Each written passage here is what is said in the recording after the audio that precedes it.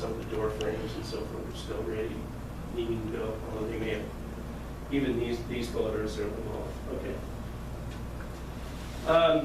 The above grade metal building is about 90% complete. Give you a shot on the inside of the superstructure. You know those big circular tanks that you saw? There's the edge of one of those circular tanks. So they'll actually be inside superstructure. This is quite a bit of equipment. One of the things about wastewater plants is there is a ton of very expensive equipment that goes into it. These are those clarifiers that I referred to. This picture is obviously before the building went on, but you can see they're all equipped. You can see all of the rates in here. I'm not going to go into what each one of these things are. Here's several of the pumps start to go in. This thing has a basement.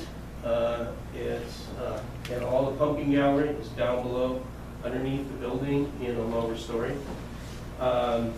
This is one of the odor control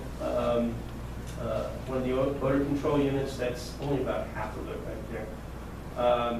I believe the generator, the backup generator is all on site. The screw press is on site. Brian's here to correct me if I misstate something. Brian's been involved with this thing for 5 years, and he's somewhat responsible for a lot of the day-to-day stuff. So the equipment is showing up. This is a big deal. This actually, the equipment started showing up in June and July. It's a really critical point on where we were relative to our completion schedule, where the contractor was, where he was in completion. So as this equipment showed up and a couple of other issues were resolved, we got a better handle on where we were time-wise on the facility. Changes in the work and the cost. Remember, original contract price $11.41. The approved contingency by the board, which is what we recommend, which is 5% always. So far to date, 6 change orders have been issued that have modified various elements of the work. And that's not a ton. That's kind of on the lower end. Some of the major items, there's lots of little nips and knacks and so forth, but some of the major things were revision of the metal building design and fabrication, upgrade of the roof design, overall support structure, revision to the solid holding basin. This was one of our biggies right here. It actually amounted to probably half of our current change order. One of the things that you don't see, and I probably was a little bit remiss in showing them a lot of our pictures, is there's one main structure, but there's also an auxiliary structure. And that auxiliary structure is a sludge holding basin. And where it goes, if you recall, you saw that initial picture. I don't want to make you go all the way back to the lagoons. But it actually sits aside from the main structure, and it's a basin itself, like some of the rest of it. But it sits away, and it actually goes into where your former Pond 1 was. And obviously Pond 1 had to stay in operation as long as possible. And we kind of drug our feet as long as we could, taking it out of service, which we did in late April and May. And then once we got in there and drained it down, we found some complicating factors, and that triggered some changes to the structural elements in that unit. And that actually was probably, what would you say, that's more than half. About two-thirds of the change orders. Yeah. That was a biggie. And obviously, Juan's been there for, I don't know, 20, years, okay? So, and you can't go and dig in those things. You can't just take them out of service and look in there until you last second when you have to. So, that was a bit of a disappointing find, but it's an unforeseen issue. It is what it is. We made quite a few revisions to the potable water delivery system involving the removal of direction bore in addition to the second fire hydrant. We switched over to putting fire protection on Meridian, leaving that off, having Woodman do that was a big revision, but one of the major elements. Did a little bit of upgrade to the foundation for the interior, main level and slab. Upgraded that a little bit. So those are some of the major things. I mean, certainly, like I said, we kind of have a list. So the original anticipated contingency was 5%, which is $570,000 to date. Total change orders are 361. So we're about 63% of that. Your changes in work in one of these, and this is by no means the rule, but having done this for 40 years, it's some things that I've found to be more true than not. We tend to get our change orders tend to show up when we're in early excavation and when we're digging down and finding things out in that regard. So very early in the project, this one, that one element didn't happen until later on because of the fact that we obviously didn't want to take on one of the service to gas that we had to. But that's one of the areas that tend to be kind of heavy on your change orders. Your superstructures and your HVAC and your superstructures tend to be another place. We did have a crawdad in the building. We'll come to that later. And then we've kind of been through those two elements. The third area is usually in the final electrical and INC, so we haven't quite got through that one yet. So there's another area coming up and we have a little bit more tendency to have things show up on a project like this. But right now, we're at 63% of the contingency is where we're at. And that's about where we are in the work too. Okay, I just want to list this. These are some of the major impediments and obstacles encountered. Obviously, it's a $12 million project. It's not going to run like a Swiss Army watch. We had a few issues at the start of construction relating to an ancillary approval by the county. The county approved everything else. But it required an on-site bonding of the on-site grading, which was something that the district had never dealt with before, and we had some troubles getting the financial elements of the district getting the bonding right. But even more than that, the county, in the district's defense, the county was a bigger problem because they even though we did have a few crawdads on the district's part getting that done, the county even took way more time than that getting approved, and that was an obstacle. And we finally solved that by having to go over a bunch of people's heads in the county and make some noise to free that. There were two subcontractor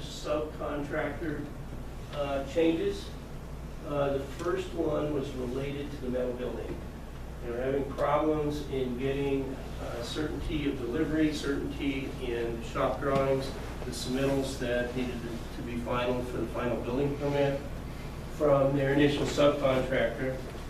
So the way the contractor ended up solving that one is he literally pushed all the way to the building manufacturer and was able to cut out that middleman and eliminate him from the chain of events. And that was a solution to that, but it did give us quite a few crawdads in getting from here, and for him, a few crawdads getting from here. The second subcontractor issue was the INC subcontractor who couldn't get into an agreement.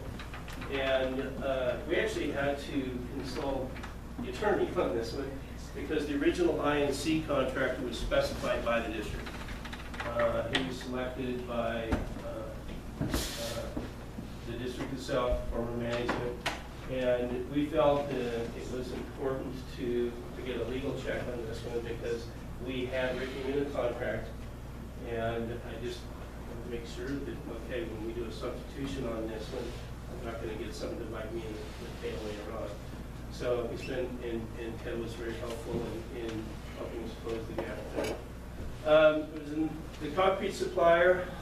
This was such a big project. There were more than numerous times that they were unable to reschedule larger pours that caused them to be pushed back. There were times that they just flat couldn't meet the need. And this is one of the bigger contract suppliers. And frankly, the contractor had to start breaking his pours up into smaller pieces in order to get the concrete delivered and in order to keep from trucks being sent back. One of the things that we do, one of our responsibilities and roles at this stage, obviously isn't construction, but is to assure that specifications are being met. And quite often, and there were concrete trucks that got sent home without unloading because the primary reasons were it was too old. We would date, we batch that mix, that's got to get in the hole by a certain date, minutes, it's in minutes, not a date. The slump, oftentimes if they get the concrete too wet, we got to send it back. If they bring it out too dry, it's real easy to fix because they carry water. But once you get too much water in it, guys, it's hard to get it out. So that's an area that oftentimes we would reject work or reject the actual material before you went home. Those are some, I mean, certainly logging things happen day to day. One of the things that happens on this is that every Tuesday morning at 9 o'clock, there's a meeting of owner, engineer, and contractor to go through what are we doing, what have we done last week, what are we doing next week, what have been our problems, et cetera, et cetera. A big part of what happens also at those meetings is, remember, we're building this plant in the middle of an operating plant. So we've got to do a lot of things to assure, the contractor has to do a lot of things, I keep saying we, the contractor, has to do a lot of things to assure that he doesn't get Jerry's guys' ways. Jerry's guys have to make sure they don't get the contractor's way. And so when they do need to be somewhere or whatever, you've got to work that scheduling. So that's a place that a lot of little things get resolved. But there's some of the big issues that we've had so far. Okay, schedule. Where are we? Remember I mentioned our last compliance date that's written in both the COC and the permit is October 31st. So that's the date. I don't know if that was a bad one to pick Halloween or not, but that was the actual initial compliance date, and it's the last date in your entire compliance. And we probably did something in our May report that I think could be construed as misleading, and I'd probably take the rock or the arrow for that one. In May, when our last report was made, we hadn't received any requests for extensions, although it was our belief that we were somewhat bit behind, but I say we need a contractor. But it was unable to be qualified at that point because we're right in that phase where they think they're behind, they think they're maybe a month behind, they think they're maybe 3 months behind. But when all those pieces of equipment showed up, that helped them close that gap. And then the other thing was they really needed to resolve that problem with that IMC subcontractor. So the original substantial completion date was set at August 31st. That date is a kind of that's a very flexible date. What it was built to have 2 months of slot between substantial completion and the COC date, which is compliance. And let me describe what each one of these are. Compliance is the date that we're actually running the plant, which actually happens quite a bit before final completion. I know it doesn't make a lot of sense, but it is the way it is on some cases. Substantial completion is the date at which, in the owner and engineer's opinion, the project can be used for the purpose intended.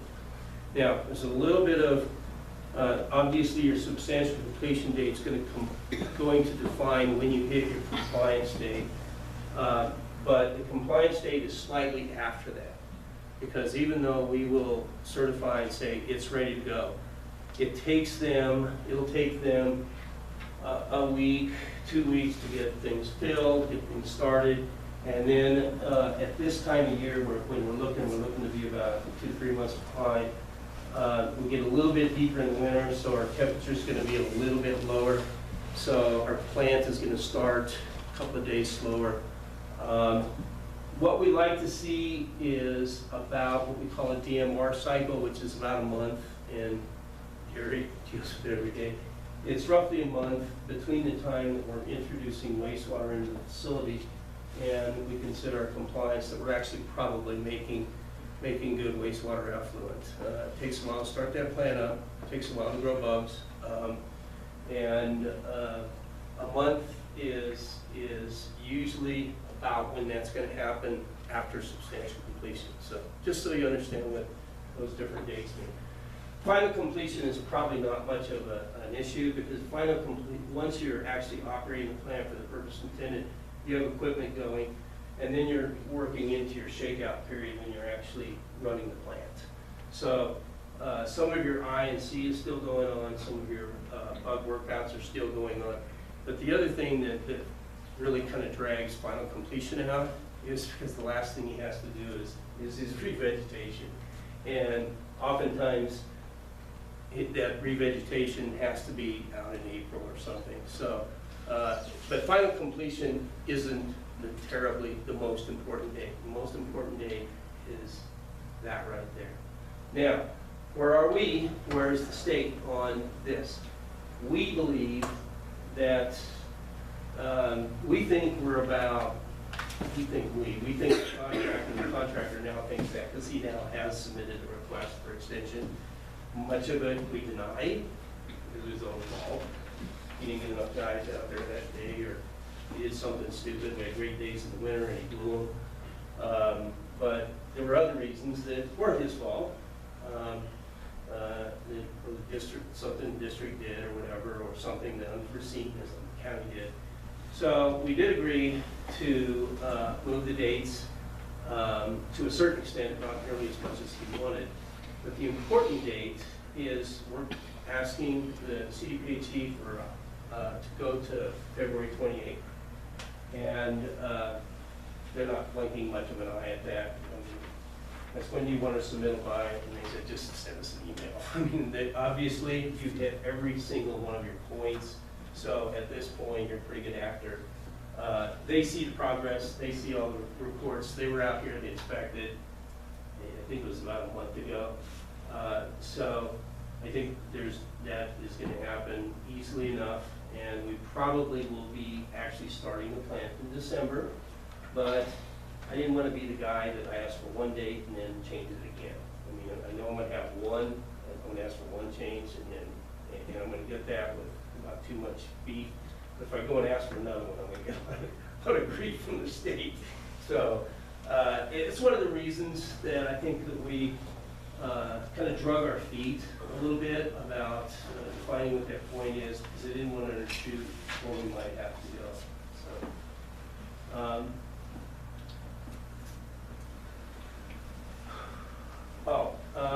just a little bit more on, I think I probably got ahead of myself and mentioned something in these things real quickly. So consequently, looking at the substantial completion date, December 31st, which is kind of the contractor's date. We're going to push the CDPHE all the way to February 28th. That gives a lot of slop for, okay, if something else happens. As I mentioned, we pushed final all the way out to March because we're going to be able to plant that seed. He's got to be able to make that happen. All right, that's where we are. That's where the construction is. I wanted to throw this out there because we're getting a little closer to this. These are all in the reports, the original reports, which are the basis design report, the site application report, many of the other reports that are filed as a part of the permits and happened in 2015, 2016. But I did want to throw this one in your lap because we're getting close to this, guys. So I think that the district needs to be aware of this. So no longer are you going to have 4 ponds out there that you know are marginally ignored. This plant is going to take some operating. This is a state-of-the-art bionutrient removal plant, and it's gotta be run, and we can't be running this thing with a bunch of guys from the